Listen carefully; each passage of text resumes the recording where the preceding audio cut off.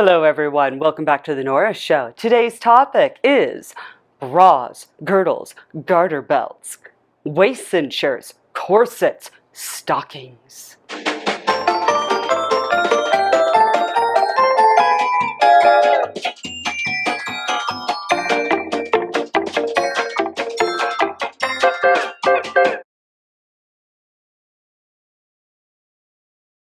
Hi everyone. Today's episode is going to be a little bit different. I have been sewing primarily 1920 through 1953 at the latest. I do eventually want to get into the 60s, but not just yet. So today's underwear conversation will span right up to the 1950s and then stop. The 1920s is something that we never saw before and we really haven't seen a whole lot of since. The ideal body aesthetic that they were going for was genuinely a tube, which meant flatten the boobs, flatten the butt, and then tube. And that's it. So the previous undergarments to create this and this were no longer going to be appropriate. So the underwear choices of the 1920s, I would estimate, had to have been a major shock to the older generation. Within 20 years, we went from bloomers, chemise, corset cover, petticoats, and everything else required to create this silhouette, all the way down to a brassiere and a teddy. Lingerie fabric choices for the 1920s included cotton and all sorts of silks. After 1924, rayon was invented, also known as artificial silk, and it became popular due to its ease to dye and affordability and its ease of breathing, and it was also considered to be a sanitary fabric. Black was not a typical color for underpinnings unless you were a movie star in the black and white films. The undergarments themselves, however, were just as pretty as the garments that went over them and had all sorts of embroidery, lace, and other types of decoration to make it special and beautiful. As it is today, it was then. People have always come in a variety of heights, sizes, shapes, and there is no possibility that every single individual, all the way from 18 through 65, were tiny little tubes. That's not realistic, and it didn't happen. Due to the reality of humans coming in all shapes and forms, the underpinnings also came in a variety of different shapes and forms to help someone achieve the 1920s silhouette of being a tube. For women of smaller statures, the corselet wasn't necessary, and the brassiere became an option. It was also called a bandeau or a bandeau. I am probably mispronouncing this. Bandeau. And the bust was slightly covered up and pushed in. It was like a long rectangle, or it was a triangular piece. The common consensus is that this resulted in windsocks. Between 1920 and 1928, corset sales did decline by 2/3, but you could see that the corsets that were being sold had changed in appearance and effect to help with the current desire to not have curves. The corsets being designed during this time period gave humans less curves and flattened the front and the back side. When you look at this and think about movement, yes, you are right, this would result in a change in the way we would walk and sit. This, of course, did not lend well to dancing, and I discovered that corset check rooms at dance halls were a thing. By the 1930s, curves started to become more fashionable. By the end of the 1930s, bras with cups to lift and separate came to the market. Cup sizes were invented in 1935. First underwire bra that came out was 1938. Thank you, Maidenform Brassiere Company. In the late 1930s, the first rubber girdle came out. Yes, rubber. It was covered in breathing holes. By the 1940s, half of all women wore a brassiere, panties, and a girdle. The Corset Brassiere Association of America reported that in 1948, a typical woman owned 3 undergarments, 5 bandeaus, and 3 long-line bras. They suggested that women own 5 girdles, 10 bras to be able to manage daywear, sportswear, and evening wear. For daywear, you wore a girdle and a bra, or a long-line bra and a girdle, or an all-in-one, or a strapless bra, a strap bra, and a garter belt combo. For sports, a cotton or rayon bra and a panty girdle. Don't worry, I have one I'll show you. For evening wear, an all-in-one corselet that reflected what you were actually wearing, if it was sleeveless, if it was strapless, or backless. I know I said before the cup sizes were invented in the 1930s, but they were nothing like what we have today. There were just simply 4 cups: juniors, missies, average, and full figure. That's it. So why is everything so pointy? Because bra design wasn't fully developed yet, and it was an emerging style. And due to the types of actual materials used or even available during these time periods, so pointy it was.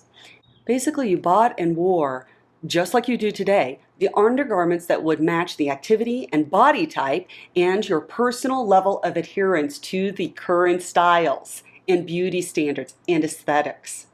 So today, let's say you want a more authentic vintage feel and vintage look. Start with your underpinnings. To help you with this, I'm going to show you sometimes subtle, sometimes dramatic changes with what these undergarments can do for your body visually, and how this relates to what you sew. Please do understand that this is not a comprehensive showing of what is all available to purchase today. I don't have that kind of budget, I don't have that kind of closet, and I also don't have that kind of body.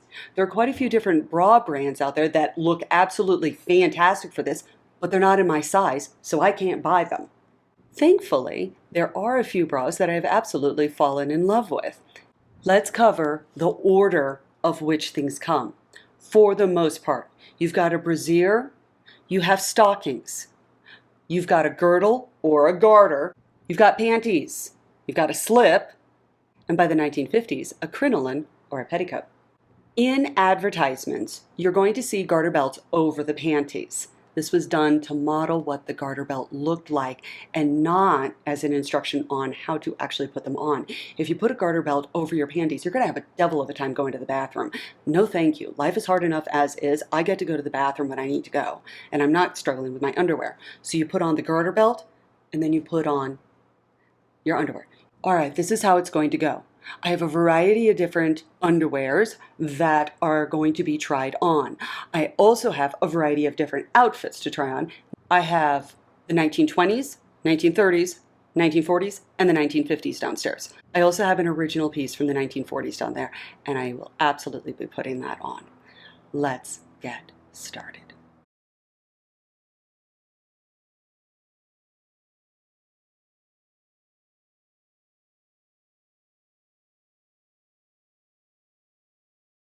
This is what I look like in a regular bra, regular underwear, no corset, no girdle, no stockings, just as an average human with a lot of lipstick.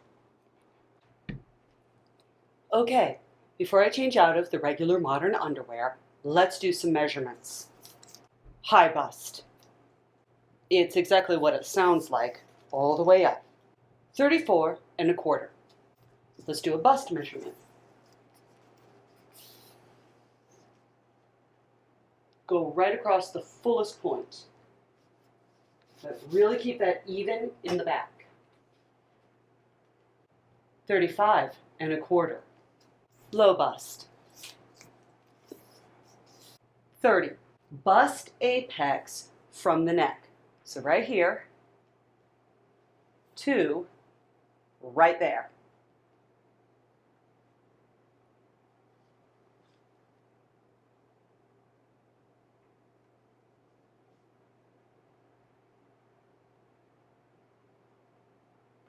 Seven and a half. Seven and a half. Bust apex from the shoulder. You're looking for the divot. Get it right on the divot, and that divot should line up right with the actual shoulder line that you have.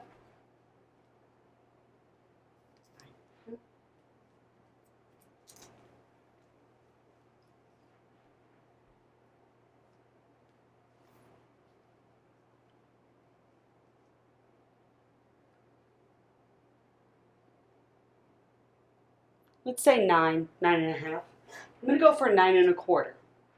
Bust apex from the waist. Now, if you don't know where your waist is, I want you to put your hands on your hip, hands on your waist, and do this. And wherever you bend, that's your waist.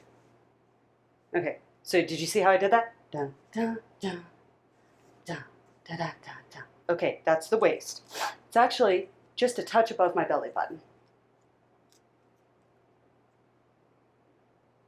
So to there, stand normal, down, 8.5 on that side, 8.5 on this side. Let's measure the waist. Now, you all know that I am really wanting to do this before I measure, but you know what? I'm not going to do that. All right, here it is. So right where I bend, 28. High hip. Your high hip is usually right. Your high hip is usually where your hip bones are.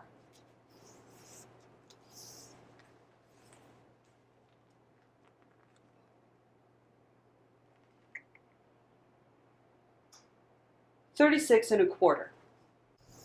Low hip. Go for this.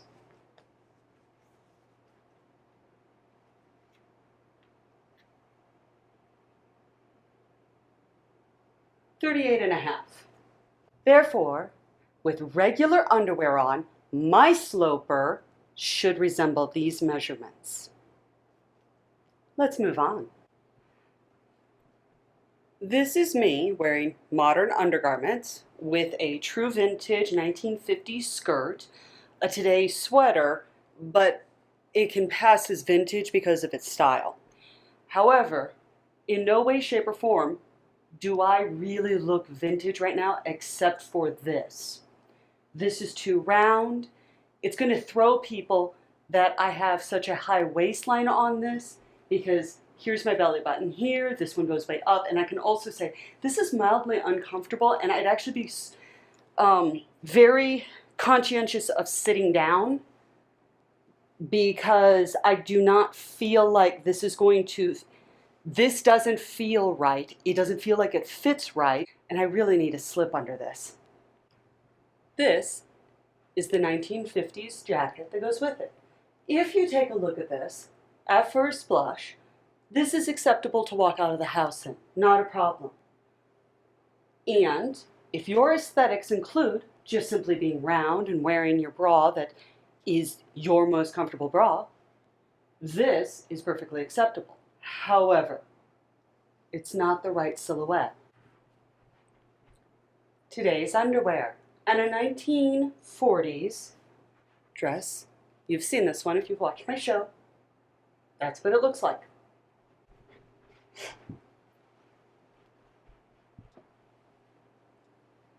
This is Unique Vintage's 1950s history bounding dress. I'm going to call it a history bounding because this fits fantastic with modern undergarments.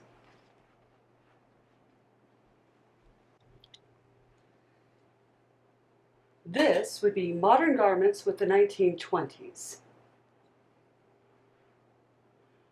We're going to come back to this one because technically speaking, if you take a look at this, I match on the front and the back. I've got enough blousing back here. Technically, I think I'm a tube here, technically speaking. But there's something else that I want to try, so I don't have a verdict on whether or not this works. This is a classic Hooverite dress born out of the Great Depression. This does not work with modern garments at all. This, I've got my bra showing, everything is off. None of this is working at all.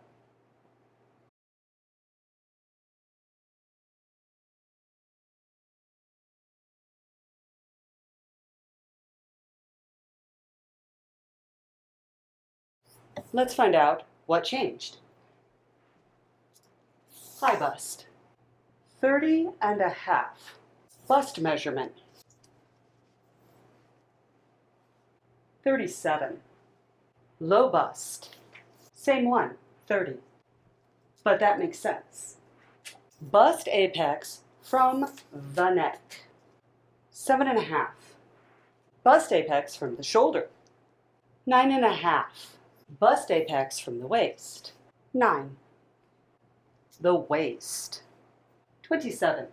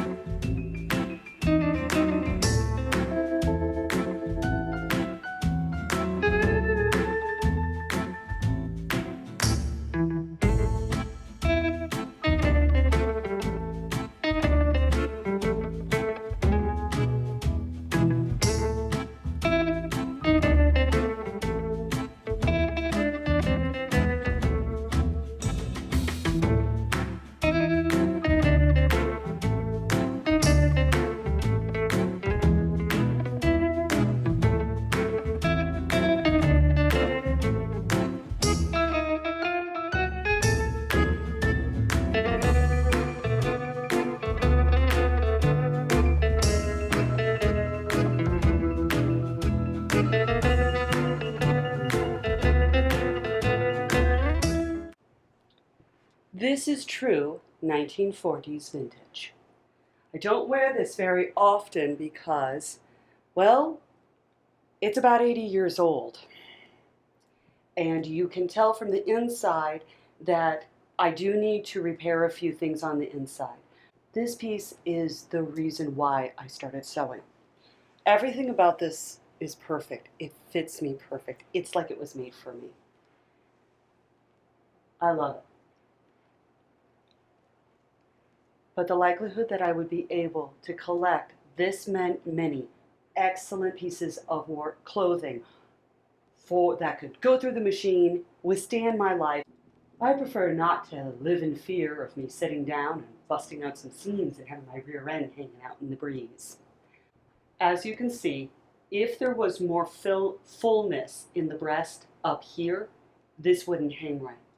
This, if you take a look at this design feature, you do not want a pooch in this. You do not want a belly, which means you need to have a girdle. And in fact, if I were to actually wear this for reals, I would choose a panty girdle that would suck up everything and smooth out this. That's what a panty girdle looks like. It is high construction. Yes, this fits me. Okay. I promise I can get into this. However, I'm going to give you a hint. Should you buy this from what Katie did, be very careful with how you pull on. Don't pull from here. You need to roll this on. You're going to be doing some seaming at some point. Back into the repair pile. Moving on.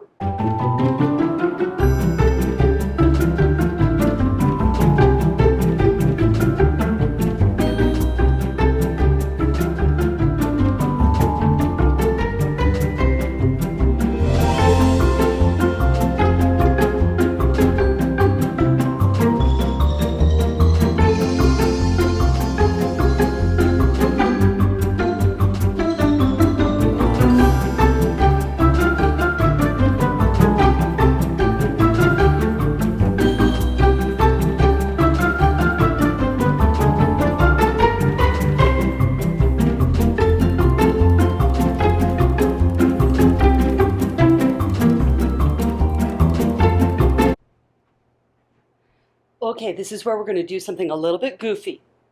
I have a modern sports bra on that flattens, compresses, and doesn't let anything move. Let's do some measurements.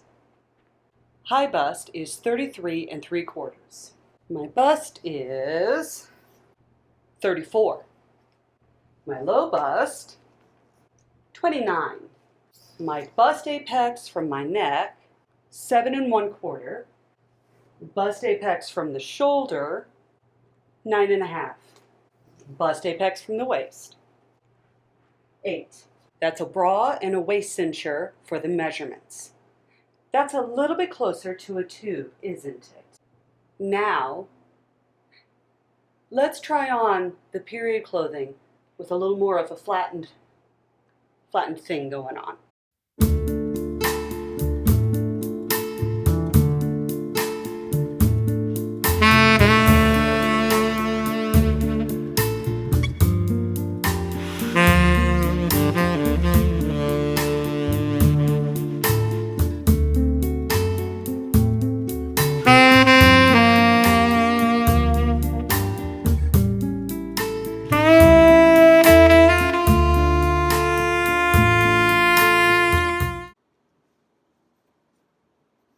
Let's talk about how to put on seamed stockings. First of all, take off your ring. Second, make sure that everything is smooth and that you're not going to rip up your stockings. Then, put it in front of you, put the line in front of you, and start gathering it up.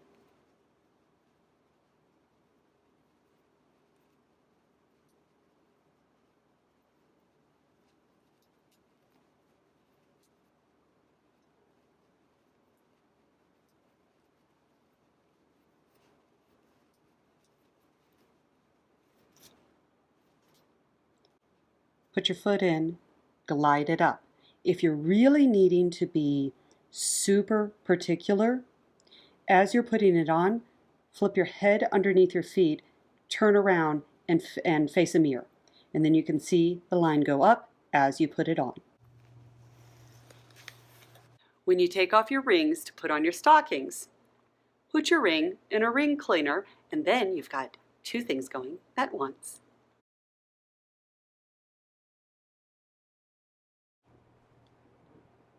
We are now wearing a bullet bra from Secrets and Lace. We have a waist cincher.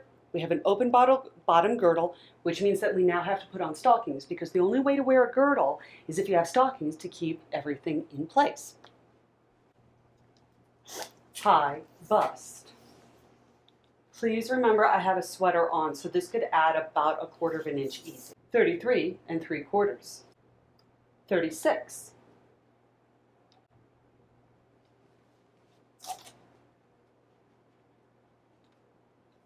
30. Bust apex from the neck. It's very easy to figure out your apex in a bullet bra. 7.5 inches. Bust apex from shoulder. I'm going to stick with the same shoulder. 9 1/4. 9 1/2. 27. High hip. Nope. Remember, we have a girdle on now. My high hip is now 36. My low hip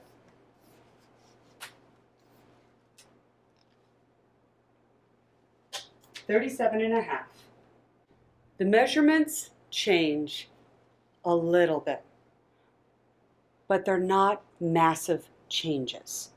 They're very subtle, but you can see that there is a difference. The next thing that we're going to do is keep the exact same outfit. We're not going to do any of the lower measurements because they're not going to change, but I'm going to change up the bullet bra because we do have a couple. This is what Katie did, padded bullet bra.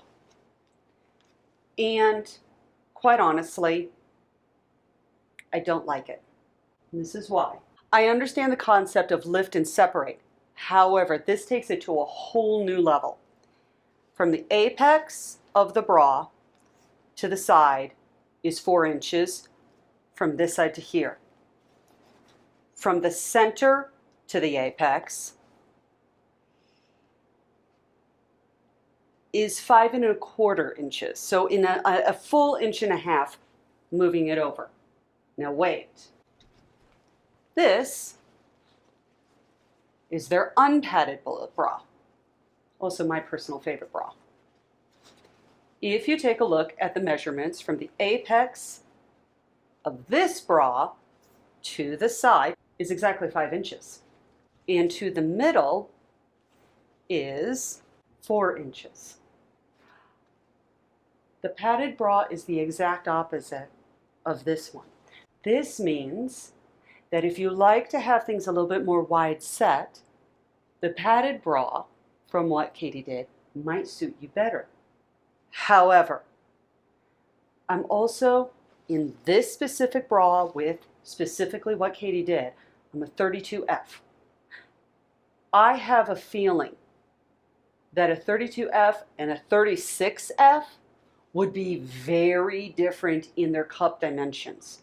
And I have absolutely no clue if I'm right or wrong on this one, because I don't have this to compare. But I bet it's different. When you start getting into smaller and smaller and smaller under bust measurements, bras get weird, really weird, because you're talking about a very full cup on a very tiny frame. So for me, I like the unpadded version. I'm not even going to take measurements of this, and I'm not walking out of the house in this. Here's the crazy part. It's actually incredibly comfortable. It fits, absolutely fits. Everything is where it's supposed to be. I just do not think that this bra was made for this size of cup and band size. I think that this bra needs retooling badly. It almost seems like this cup is supposed to be over here and this cup is supposed to be over here. I don't know. But I do know that this isn't right. So this purchase was 100% for you guys. See what's going on here. If anyone else has this bra, wow, would I love to know what it is for you. Like, take the tape measure and let me know if, like, was this sewed backwards or something?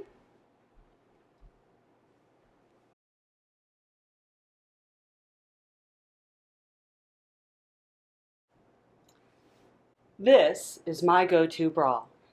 It is what Katie did, and it's their standard bullet bra. The band has maybe 2 inches of elastic. It is a guarantee that if I wear this, I am standing up. If I slouch at all, everything starts moving around and all of this feels awful. So this is a guaranteed way to make me stand up, and I love that. This doesn't end up with some weird lumping up here. This is comfortable. You see the bullet effect. It's not a high chest, it's a lower chest. And if you're taking a look at this, please remember where the darts are. Think about where the darting would be for this versus something that's rounder. The 1940s and the 1950s had a lot of little subtle gathers right here. And the reason for that, I am very sure, is to accentuate what's going right here. The line is lower. The bust line is lower.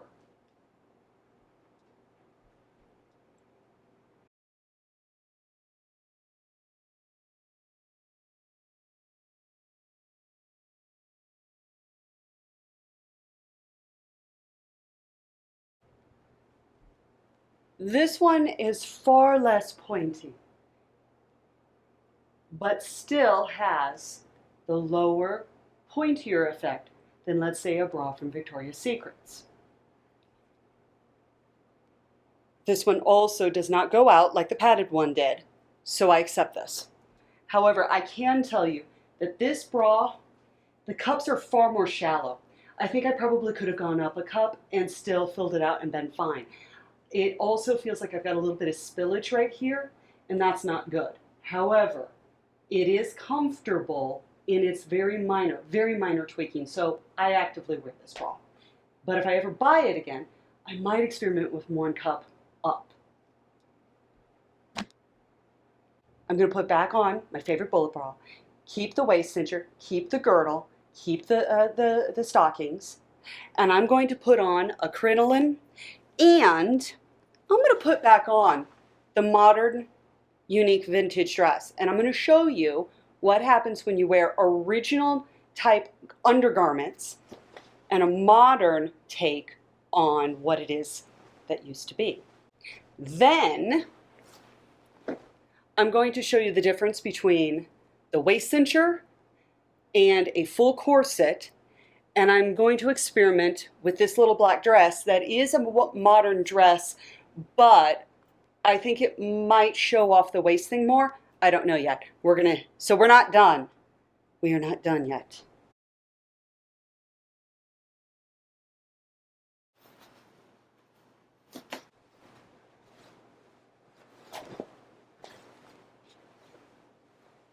Okay, I've got on stockings, a girdle, waist cincher, underwear, bullet bra, slip, and a crinoline. And as you can see, with my modern reproduction dress, my bra is showing, my slip is slightly showing, and the shape up here is not flattering. It doesn't look good. Now from here down, this looks great, but this was made for a modern bra. Wear the modern bra with the modern dress. That is a history-bounding, wonderful dress. Wear the appropriate undergarments.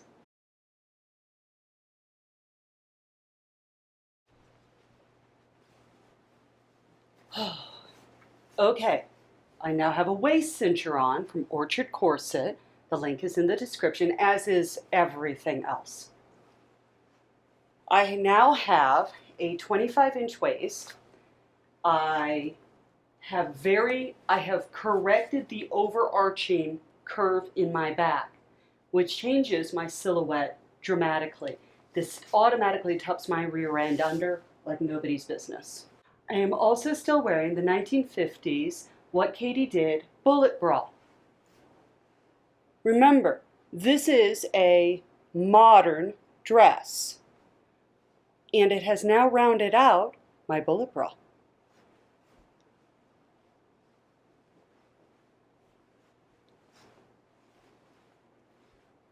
All right, what's next?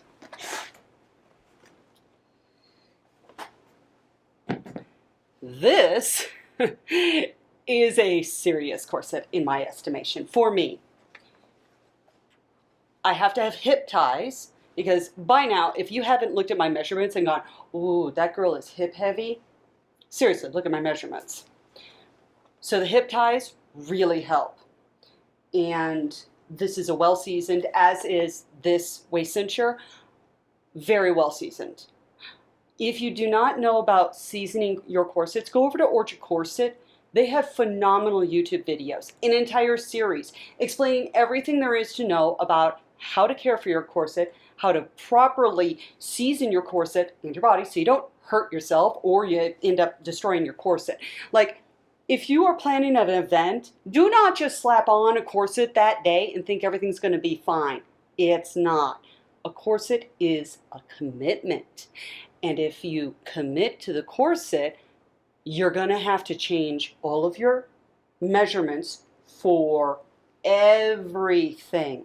I would not be able to wear this waist cincher or this corset with anything that I have actually sewn. This would absolutely result in a need for a double wardrobe, or an understanding that I would have to wear this on a daily basis with clothing that doesn't fit to be able to prepare for an event that this would fit. Hence I haven't sewn anything for this yet, mainly because I've been wearing these to correct spinal cord issues that I have. Spinal cord injuries take a long time to recover from, if ever. I have absolutely nothing that I have sewn or can get into, because I am very sure that without help I cannot get into this dress while wearing this. And since I am alone right now, I could end up stuck in a very uncomfortable position, and I'm not doing that to myself. That sounds like way too much excitement for a bad day, and I'm having a good day, so I'm going to choose having a good day. So what I'm going to do is put this on and go ahead and take some measurements.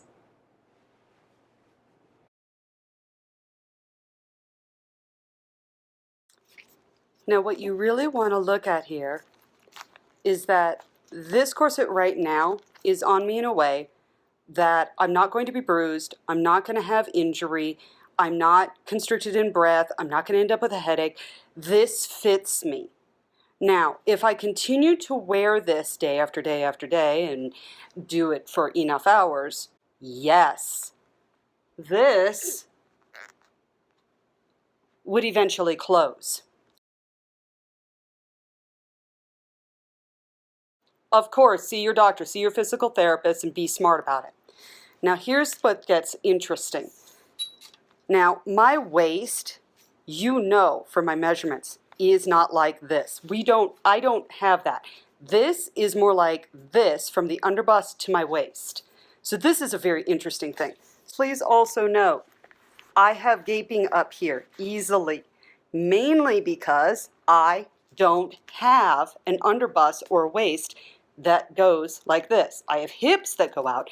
I don't have an underbust that comes back out. I have a bust, and then I have a straight line down, and then I have hips. So this is an artificial curving concept that would absolutely make sewing very different if I were to wear this with every single outfit.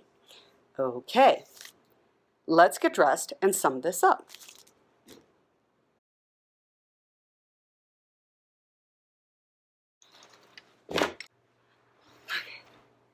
I can't believe I didn't mess up my lipstick, and my hair looks pretty good too. I'm a little fluffier, but I think this is pretty good. Okay, let's talk about the individual pieces a little bit. This is an in-depth one. First of all, I'm just going to go top to bottom with whatever's in my pile. This is a bamboo tube. You put it underneath your corset. Do not wear a corset next to your skin. Corsets are hard, really hard to clean, and you don't want to have to do that very often. Spot cleaning. You are not putting it in a washing machine. You're not putting it in a dryer. And I mean, you could take it over to a dry cleaner, but honestly, you want to wear this thing out before you need to clean it. So, put a liner under it. And then over the corset, you want to have a slip of some kind to help smooth out any little bulky ridges or lines. Corset. I am not finding this to do as a dramatic of a shift in my body as I would have expected, quite honestly. From what I have gathered and read, if you are a particularly curvy human with plenty of squish, which I do not, this is going to have dramatic results. I don't have a whole lot of squish. This isn't being used, however, to dramatically change things, even though I thought it was going to. This is more of a posture corrector for me. So I'm not actually going to do a sloper or sewing thing that goes around this. Let's put this away. Let's talk waist cincher. Now this I actually find to be useful. This is a mesh one, orchid corset. Again, go to the description, go into the links, take a look at it. If you get a corset from Orchid Corset, please note, I am not telling you which one that I have, because what I have is probably not what you want or need. Call them or do their online texting back and forth thing. They are some of the nicest, most helpful humans, and I totally ended up with the right ones, because I have multiple in the house, for specific different things and needs, and it makes so much more sense. Also, go over and watch their YouTube videos. I know I said it before, but I really mean it. Don't just drop a whole bunch of money on something that you think is going to work. Call them. This is a more dramatic shift and allows me to move a heck of a lot more than the full corset. This is a lot more low level because I can still do a lot of turning, a lot of movement, a lot of bending. This doesn't hamper me nearly as much as you would think.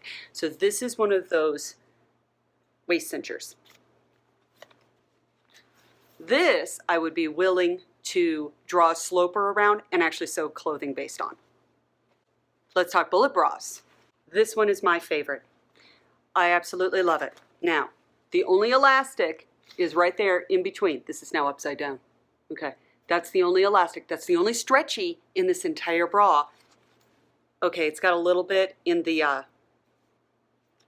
the straps, but nowhere else. Please note the seams. That's how you get the cup, that's how you get the size, and that's how you get the structure. Oh, and a little bit right here. And you can tell I've worn the heck out of this, and this part is starting to lose its elasticity. But I've worn the heck out of it. This is legit wear and tear. Nothing wrong with the product. Secrets in Lace is very similar to what Katie did. However, their band is really structured. I mean, this thing is, I don't know how to show it to you. I mean, like, this thing does not want to fold, and it feels a little weird underneath everything. I don't think it's bad. I just think it fits different than the other one. I also think that the seams are far more itchy on the inside. Now, I used to say that about my What Katie Did bra as well, so I don't know if normal wear and tear will ease up those seams or not. I can't quite tell. If I find out that this bra ends up becoming less itchy over time, I'll let you all know. Perfectly lovely bra, and also delightful. Okay, this is what I call the flower bra. Okay. The lift and separate concept that's happening in between the breast zone. This is probably why I'm not a huge fan of it. I do not like this. However, this is a perfectly legit vintage style bra. Back to what Katie did.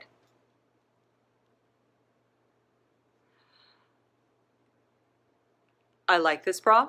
I wear this bra. I have a couple of them. I still like my bullet bra best. But this is absolutely an acceptable bra and not a problem. What Katie did, waist cincher. I also have it in this color. You can tell that the bottom has a little bit more room and the top is a little bit smaller. I could do anything in this all day long. I do not care.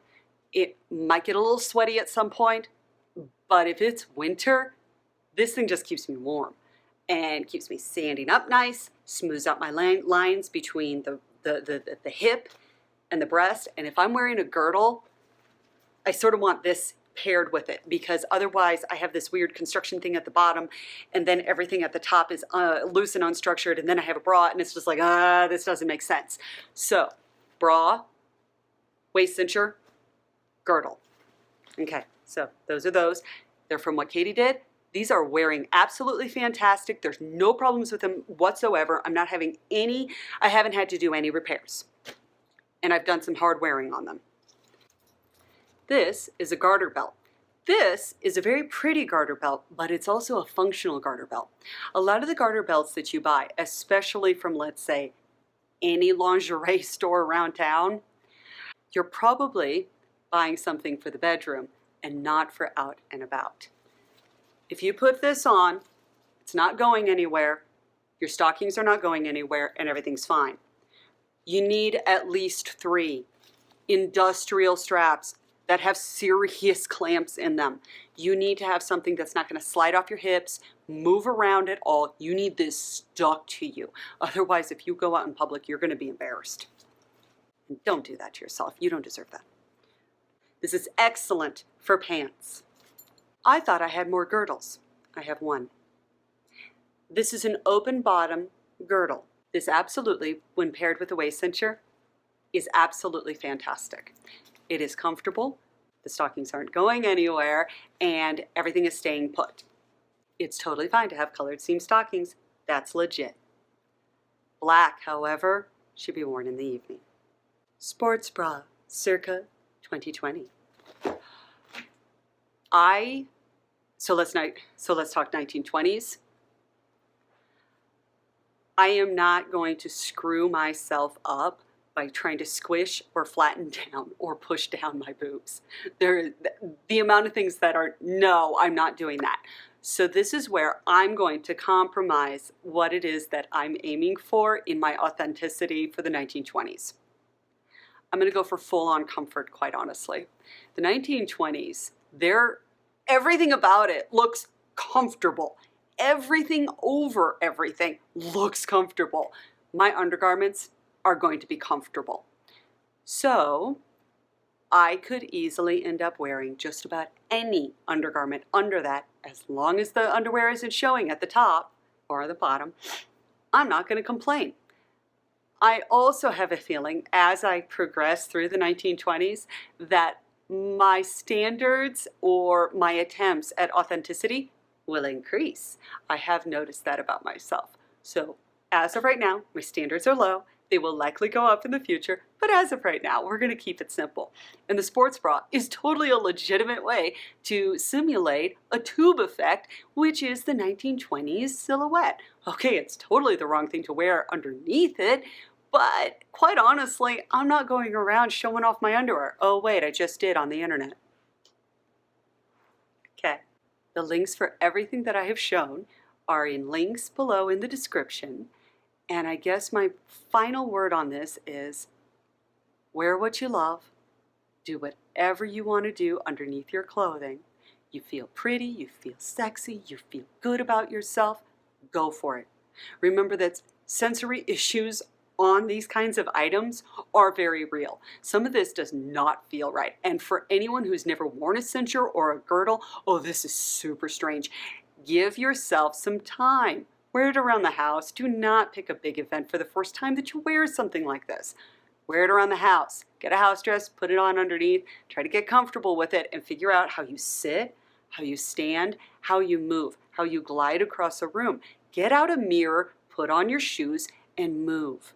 If things still look wonky or don't feel right, go and find some original footage on like etiquette classes on how to walk, and then ignore everything else because it's mind-bogglingly like the value system is just horrible. So just ignore that part. But go for the gliding. If you're looking at the etiquette from the movement perspective, now we have something interesting still to talk about. All right, what else? Oh, crinolines. Dude, they're cheap. Get them on Amazon or sew it. If anyone has an issue with body shaping or altering your shape or wearing a corset and all the dangers, I'm going to refer you over to Bernadette Banner and her entire series on corsetry, because I have absolutely nothing that I could possibly add to that beautiful series.